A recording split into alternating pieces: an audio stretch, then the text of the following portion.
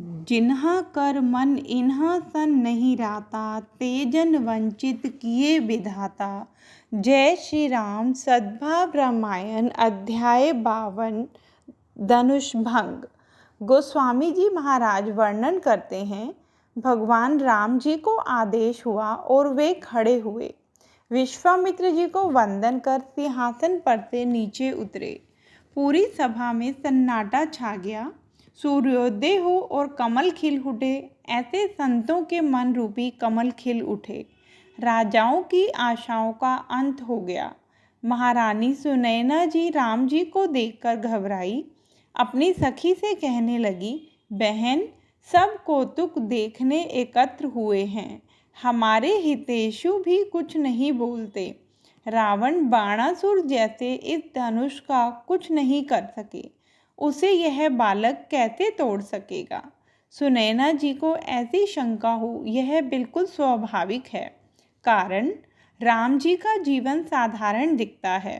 अनिवार्य प्रसंग के सिवा उन्होंने अपनी असाधारणता कभी भी प्रकट नहीं होने दी है।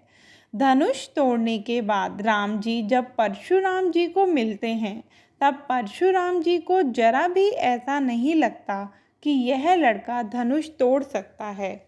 इतने सहज हैं राम। उनके साधारण स्वरूप में असाधारण शक्ति पड़ी है, पर अनिवार्य लगे तभी उसे वे प्रकट करते हैं। संत प्रभाव छिपाते हैं और स्वभाव प्रकट करते हैं। हम स्वभाव छिपाते हैं और प्रभाव प्रकट करते हैं, यह फर्क है। महारानी सुनैना जी को चिंता हुई कि यह बालक क्या कर सकेगा। दासी इस वक्त सुनैना जी को बोध देती है। क्या दासी रानी को बोध दे सकती है? पर यहाँ तो दासी रानी को बोध देती है। इतना ही नहीं, रानी यह एकाग्रता से सुनती है और स्वीकार करती है। एक दासी रानी का बोध दे, वह काल कितना सरस होगा। दासी कहती है, देवी माफ़ करना, उपदेश नहीं पर अपने विचार बताती हूँ। देवी, कोई भी तेजस्वी व्यक्ति छोटा नहीं माना जाता। कहाँ छोटे से अगस्त्य मुनि और कहाँ अपार समुद्र, पर सारे समुद्र को वे पल भर में पी गए। उन्हें क्या छोटा मानेंगे? सूर्य देखने में कितना छोटा है, पर उसके उदय होते ही समस्त पृथ्वी का अंधकार दूर हो जाता है। क्या उसे आप छोटा मानेंगे? मंत्र कितना छोटा होता है, पर उसके जप से ब्रह्मा विष्णु महेश साधक के अधीन हो जाते हैं। क्या उस मंत्र को आप छोटा मानेंगे? अंकुश कितना छोटा होता है, पर बड़े मत वाले हाथी को वह वश कर देता है। क्या उसे छोटा मानेंगे? कामदेव केवल फूल के बाण से समस्त जगत को वशीभूत करते हैं, उसे आप छोटा मानेंगे? देवी, राम भले छोटे हों, पर वे तेजस्वी हैं, उन्हें छोटा मत मानिए। धनुष उनके हाथ से ही टूटेगा, आप चिंता न करें। सुनैना जी के मन का समाधान हुआ। हजारों नेत्र राम जी और धनुष पर लगे हुए हैं। विश्वामित्र जी एकटक देख रहे हैं। लखन आनंद में सराबोर है। जनक जी शंका में हैं।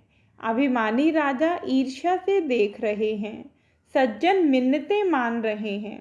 मिथिला की नारियां धनुष का वजन कम हो जाए, राम के हाथ से वह टूटे और जानकी राम को अर्पित हो, ऐसी प्रार्थना विधाता से कर रही हैं। और सीता जी क्या करती हैं? सीता जी को एक एक पल युग समान लग रहा है। वह महेश, भवानी और गणपति से प्रार्थना करती हैं, हे महेश, हे भवानी, हे गणपति, मैं रोज आपकी सेवा करती हूँ, आप इस धनुष का वजन कम कर दीजिए। सीता जी ने गणपति जी से प्रार्थना की। इसके बाद दो कारण थे। सीधा साधा एक कारण तो यह था कि गणपति विघ्नहर्ता देव हैं। राम जी धनुष तोड़ें, उसमें कोई विघ्न न पड़े और काम सफल हो, इसलिए सीता जी ने गणपति की प्रार्थना की। दूसरा, सीता जानती थी कि धनुष हाथी द्वारा खींचा गया था, इतना वह वजनी था। सीता जी को लगा कि गणपति जी की सूंड है, सूंड द्वारा वे धनुष को उठाने में मदद करें तो राम जी को काफ़ी राहत मिले। सो सीता जी ने गणपति जी की प्रार्थना की। एक संत ने कहा है, गणपति जी की प्रार्थना सीता ने भय से की थी। धनुष शिव जी का है। राम जी धनुष को तोड़ डालें और कदाचित शिव जी को गुस्सा हो और धनुष तोड़ने वाले का संहार कर डालें तो धनुष तोड़ने में गणपति जी मदद करें तो शिव जी गुस्सा न कर सकें। घर का लड़का तोड़ने में मदद करने वाला रहा हो तो फिर गुस्सा किस पर करना। इसलिए सीता जी ने गणपति जी की खास प्रार्थना की है। सीता जी अति व्याकुल हैं, उनका एक एक पल युग समान बीतता है। राम जी जानबूझकर देरी कर रहे थे, पर सीता जी अब अति व्याकुल हो गई। तब भगवान को लगा कि अब देर करूँगा तो सीता प्राण छोड़ देगी, और सीता प्राण त्याग कर दे तो फिर धनुष तोड़ने का कोई अर्थ नहीं।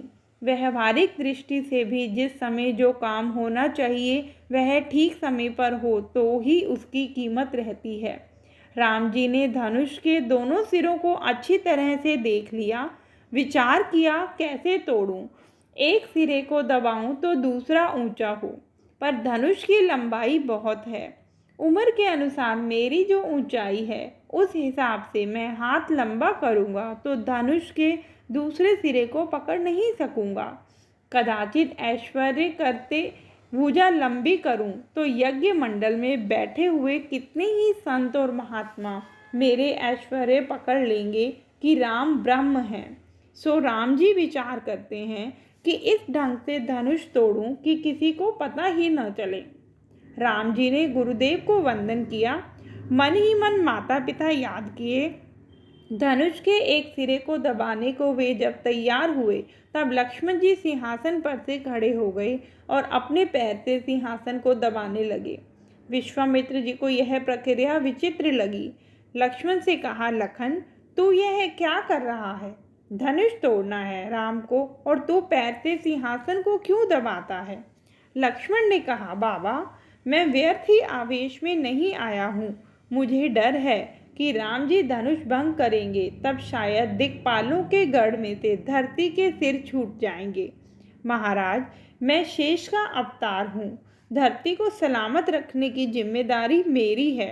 धरती पुत्री के स्वयंवर में कहीं माँ को कुछ हो न जाए, इसलिए सिंहासन से धरती को दबाता हूँ। भगवान राम ने धनुष के एक सिरे को दबाया कि दूसरा सिरा आकाश में ऊंचा गया। उसकी गति इतनी तीव्र और तेज थी कि उसी वजह से मंडप में बिजली जैसी चमकी। सभा की आंखें चकाचौंध हो गई, सभी आंखें मल रहे थे। उसी वक्त भगवान ने लीलाकार भुजा लंबी की, सभी आंखें मलकर देखें। इतने में तो प्रभु ने दूसरे सिरे को खींच डाला। भयंकर गर्जना हुई। वह गर्जना इतनी भयंकर थी कि तुलसी जी कहते हैं, स्वर्ग में देवताओं ने कान बंद कर लिए। विंध्याचल और हिमालय की तलहटी में महात्माओं के ध्यान भंग हो गए। मेरू पर्वत की चट्टानें टूटने लगी। सागर कलमलाकर किनारे से बाहर निकलने लगा। नदियों की प्रवाह उल्टे गए।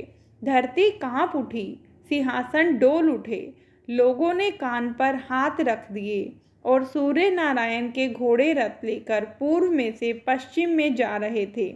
उसके बदले वे भयंकर ध्वनि सुनकर दक्षिण की ओर चल पड़े।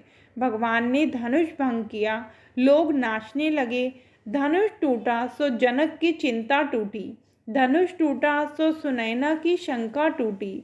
धनुष टूटा सो अभिमानी राजाओं के अहंकार टूटे। धनुष टूटा, इससे नगर के नर नारियों की प्रतीक्षा का अंत हुआ। धनुष टूटा, इससे सीता का वियोग टूटा। और संत ऐसा कहते हैं कि धनुष टूटा, इससे लंका में बैठी हुई रावण की पत्नी मंदोदरी की चूड़ियां भी टूटने की तैयारी हो चुकी। जय श्री राम।